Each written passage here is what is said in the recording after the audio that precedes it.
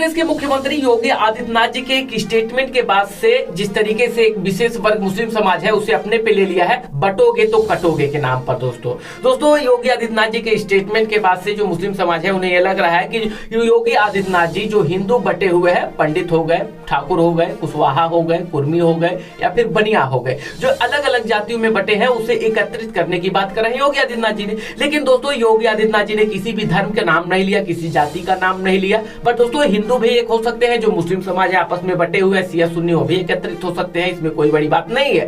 But दोस्तों योगी आदित्यनाथ जी के इस स्टेटमेंट के बाद से काफी चर्चे में है योगी आदित्यनाथ जी। पर दोस्तों जो मुस्लिम समाज है योगी आदित्यनाथ जी से नफरत क्यों करता है? योगी आदित्यनाथ जी के स्टेटमेंट से नफरत रखता है या योगी आदित्यनाथ जी के रवैये से वो नफरत रखता है या योगी आदित्यनाथ जी के कपड़े से नफरत रखता है?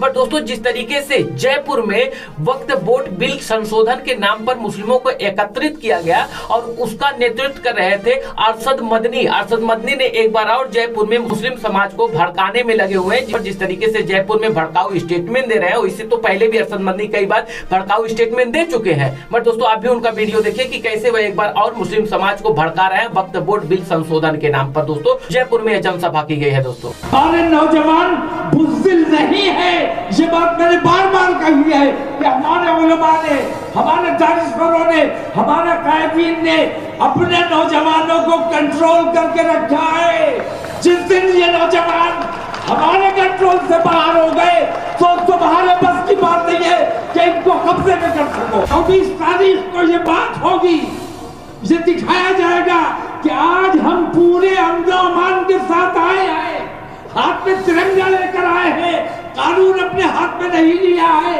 कानून के दायरे में आए हैं। लेकिन अगर हमारी बातें नहीं मानी गई तो 15 दिन के बाद फिर आई। इस उम्र में नहीं भी 65 साल का हो गया हूँ, अगर उम्र मेरा साथ देती तो मैं तकरीर थोड़ी कर रहा होता। जो बटेगा वो कटेगा, ना हम बटेंगे ना हम कटेंगे। बोर्ड से 15 दिन के अंदर रिपोर्ट मंगाई जाए कि वक्फ बोर्ड में रजिस्टर्ड औकाफ की तादाद कितनी है और कितना टैक्स आता है और कितने जिंदा हैं कितने मुर्दा हैं। जब ये सवाल पैदा होता है तो जो वक्फ के ऊपर काबिज हैं वो अधिकारी की शक्ल में हो, वक्फ बोर्ड के मेंबर की शक्ल में हो या चेयरमैन की शक्ल में हो, उनके पेट में दर्द होने लगता है। लोग समाज में अनरेस्ट पैदा करना चाहते हैं। तौकी रजा को खुली चुनौती है कि अब बदला हुआ भारत है, अब बदले हुए भारत में कोई चुनौती मत दे। महाराष्ट्र का विधानसभा का चुनाव इस वक्त दोस्तों महाराष्ट्र सियासी मैदान बन चुका है। फिर चाहे योगी आदित्यनाथ जी का स्टेटमेंट हो या देश के गृह मंत्री अमित शाह जी का या पीएम मोदी जी का हो या फिर दोस्तों हैदराबाद के असदुद्दीन ओवैसी या अकबरुद्दीन ओवैसी का स्टेटमेंट हो। आपकी जानकारी के लिए बता दें दोस्तों कि देवेंद्र फडणवीस ने असदुद्दीन ओवैसी को लेकर कुछ टिप्पणी कर दिया था, जो कि उस टिप्पणी के बाद से असदुद्दीन ओवैसी की मुंबई में रैली हुई। उस रैली में दोस्तों जिस तरीके से असदुद्दीन ओवैसी ने देवेंद्र फडणवीस को जबरदस्त लताड़ लगाई है और सियासी प्रहार किया है, इसके बाद से देवेंद्र फडणवीस की जुबान बंद हो चुकी है। दोस्तों असदुद्दीन ओवैसी क्या कुछ लताड़ लगा रहे हैं देवेंद्र फडणवीस को लेकर और देश की आजादी में लड़ाई जो लड़ रहे थे मुस्लिम समाज को लेकर, दोस्तों उनका भी वीडियो आप अपने स्क्रीन पर सुनिए। महाराष्ट्र के डिप्टी चीफ मिनिस्टर इस तारीखी शहर को आए थे और आकर गैर जरूरी मेरा नाम अपनी जबान पर लाए। देवेंद्र फडणवीस बोले, सुनो ओवैसी, ए देवेंद्र फडणवीस, याद रखो तुम मेरी जबान का मुकाबला नहीं कर सकते ना।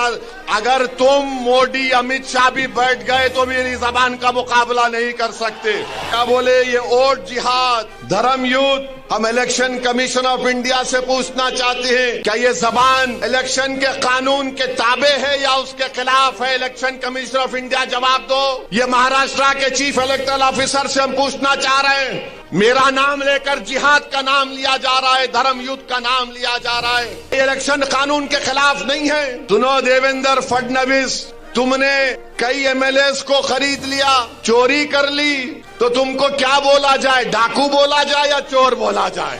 तुमने महाराष्ट्र से एक ड्रग पार्क का प्रोजेक्ट आ रहा था 3000 करोड़ का, टाटा एयरबस का प्रोजेक्ट 22,000 करोड़ का महाराष्ट्र को आ रहा था, वेदांता फॉक्सकॉन का 1,55,000 करोड़ का प्रोजेक्ट आ रहा था, मेडिकल की इक्विपमेंट बनाने का प्रोजेक्ट आ रहा था 4024 करोड़ का। अरे देवेंद्र फडणवीस, तेरे को इतनी हिम्मत नहीं हुई तो रोक दिया उसको, गुजरात कहीं को जाने दिया रे? 1,80,000 करोड़ का प्रोजेक्ट महाराष्ट्र को नहीं आया, गुजरात को चले गया। क्यों? तुम तुम्हारे पप्पा जी से डर गए थे मोदी के?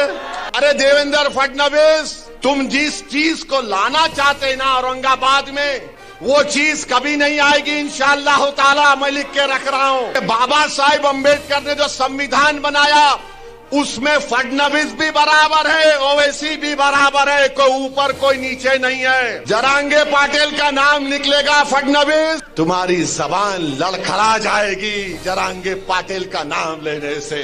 बोलो, हिम्मत है तो बोलो फडणवीस। तुम बार बार जिहाद जिहाद बोलते। सुनो फडणवीस, तुम्हारा हीरो जेल में बैठकर अंग्रेजों को लव लेटर लिख रहा था। हमारे उलमाए किराम माल्टा की जेल में और जेल के मैदान में मौलाना हुसैन अहमद मदनी, मौलाना महमूद उल हसन अंग्रेजों के सामने झुके नहीं, सीना तान कर खड़े हो गए। सुनो फडणवीस, अल्लामा फजले खैराबादी काला पानी की जेल में थे।